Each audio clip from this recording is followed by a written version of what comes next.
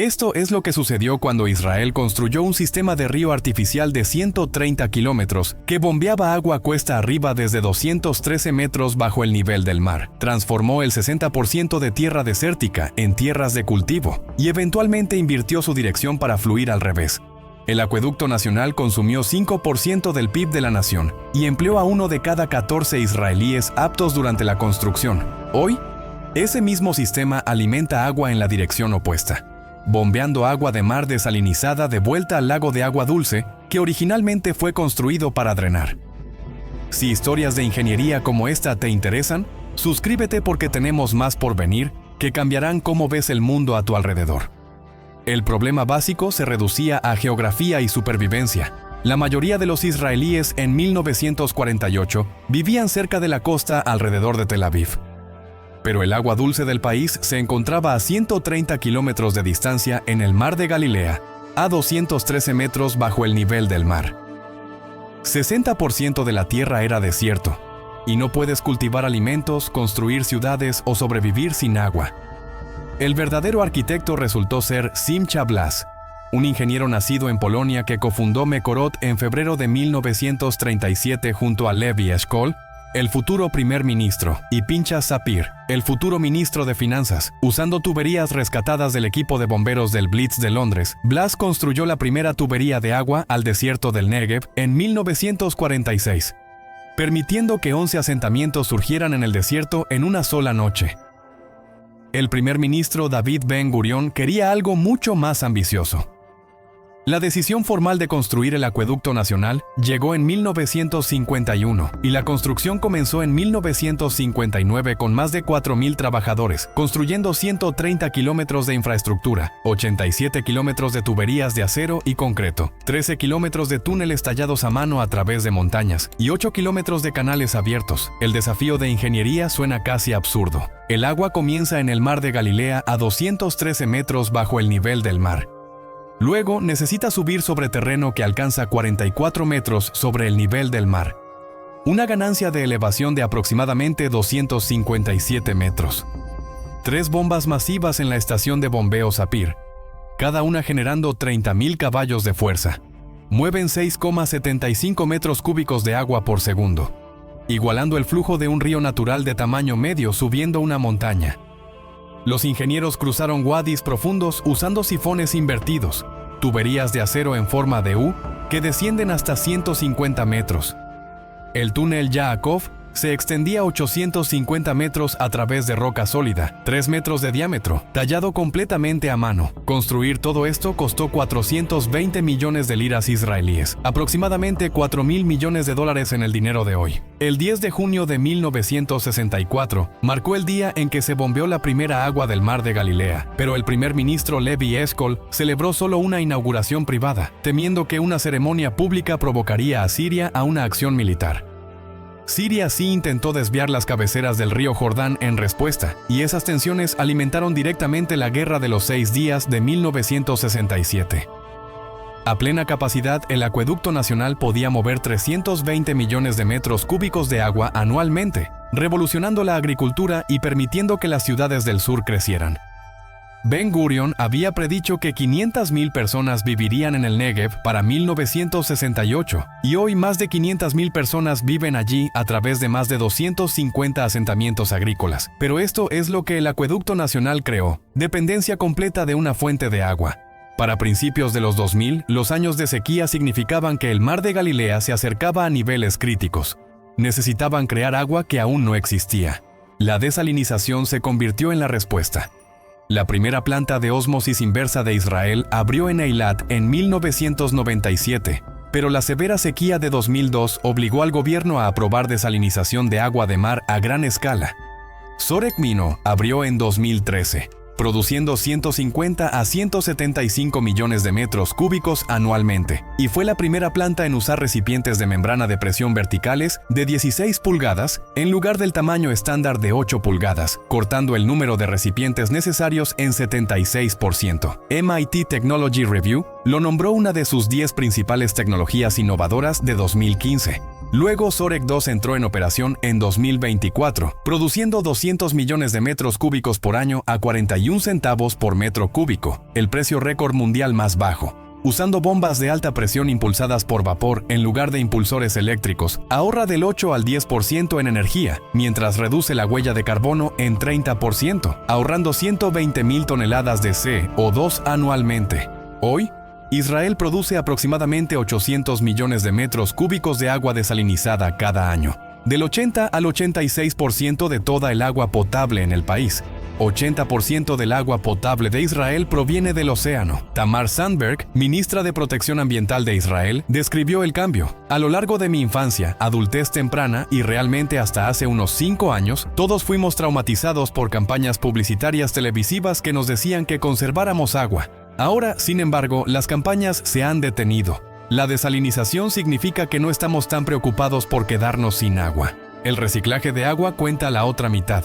Israel recicla del 87 al 90% de sus aguas residuales, la tasa más alta del mundo por un factor de 4. España ocupa el segundo lugar con 20 a 30%, mientras que Estados Unidos recicla solo del 8 al 10%. Esta agua reciclada representa alrededor del 50% de toda el agua utilizada por los agricultores israelíes, con volúmenes anuales entre 473 y 546 millones de metros cúbicos. La planta de tratamiento de aguas residuales de la región Dan, cerca de Tel Aviv, procesa 97 millones de galones por día y trata el 100% de las aguas residuales metropolitanas de Tel Aviv. El agua tratada irriga el 60% de la agricultura en el desierto del Negev. Desde los 2000, Israel ha invertido más de 750 millones de dólares construyendo 120 plantas de tratamiento de aguas residuales en todo el país. Y aquí es donde volvemos a Simcha Blas, porque tenía una innovación más que remodelaría la agricultura mundial.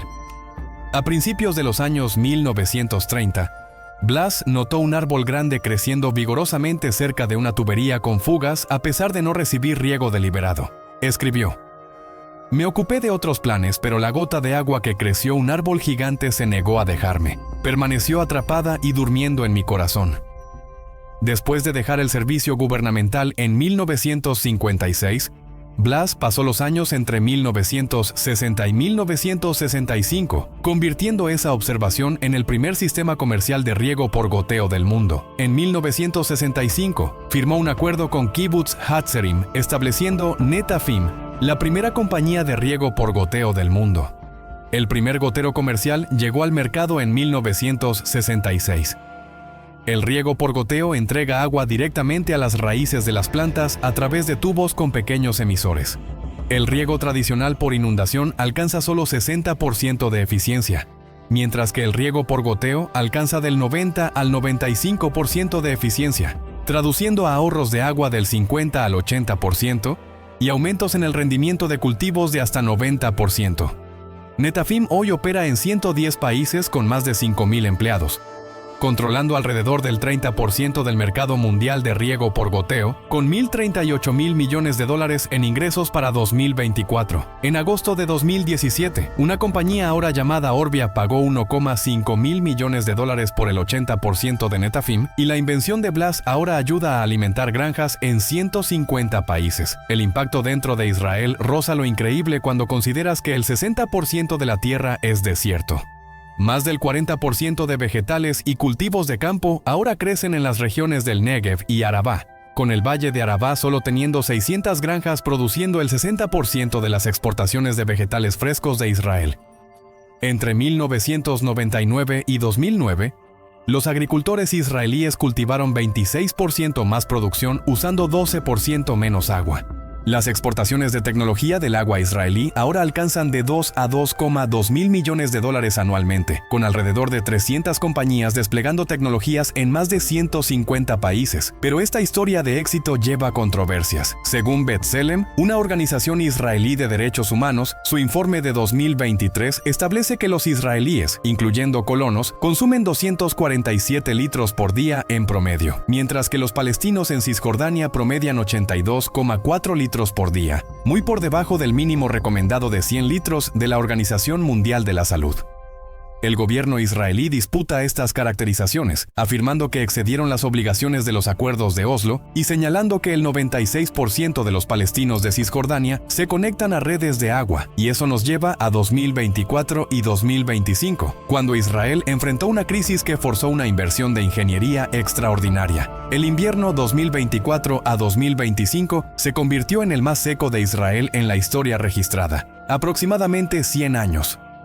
La lluvia alcanzó solo el 50% del promedio, con las regiones del norte recibiendo solo del 30 al 45% de la precipitación normal. El mar de Galilea subió solo 18 centímetros, el aumento más bajo jamás registrado, y comenzó a declinar en febrero, lo cual nunca había sucedido antes. El río Jordán alcanzó un flujo récord bajo de solo 3,5 metros cúbicos por segundo. Yechezkel Lifshitz, director de la Autoridad del Agua de Israel, describió la situación en agosto de 2025. Este invierno rompió todos los récords, con los niveles de agua del mar de Galilea sin cambios, un evento sin precedentes. Estamos en una emergencia. El 8 de octubre de 2025 marcó un primero mundial. Israel comenzó a bombear agua desalinizada de la costa del Mediterráneo hacia el mar de Galilea, enviando agua de plantas costeras de 60 a 90 millas tierra adentro y cuesta arriba para rellenar el lago que el acueducto nacional fue originalmente construido para drenar. Este es el proyecto del acueducto inverso, la inversión completa del propósito original. Amit Lang, CEO de Mekorot, lo planteó así en septiembre de 2025. Nuestro sistema de agua es el mejor del mundo. Israel no enfrentará escasez de agua nuevamente gracias a la desalinización e innovación. La inversión lleva cierta poesía. En 1964, Israel construyó un río artificial para mover agua del mar de Galilea al sur a través del desierto, y en 2025 están usando esa infraestructura más 60 años de ingeniería adicional para hacer lo opuesto. El Mediterráneo ahora alimenta al mar de Galilea, y el sistema fluye en ambas direcciones según sea necesario. Lo que cambió a la nación no fue solo un río masivo, fue ese río combinado con tecnología que crea agua del mar. Sistemas que reciclan casi todo, e irrigación que entrega cada gota exactamente donde necesita ir. Fue Simcha Blas, pasando 30 años pensando en agua goteando cerca de un árbol, Levi Eshkol cofundando una compañía de agua en 1937 y viviendo para ver agua fluir a través del acueducto que ayudó a construir. De 1 en 14 ciudadanos trabajando en infraestructura a hacerla funcionar al revés décadas después. De pobreza de agua a excedente de agua. De importar tecnología a exportarla a 150 países. El río masivo en el desierto no solo cambió a Israel, demostró que la escasez de agua puede ser ingenierizada en abundancia. Y en 2025, cuando ese río comenzó a fluir al revés, probó algo más. La mejor infraestructura no es rígida, se adapta a cualquier crisis que venga después.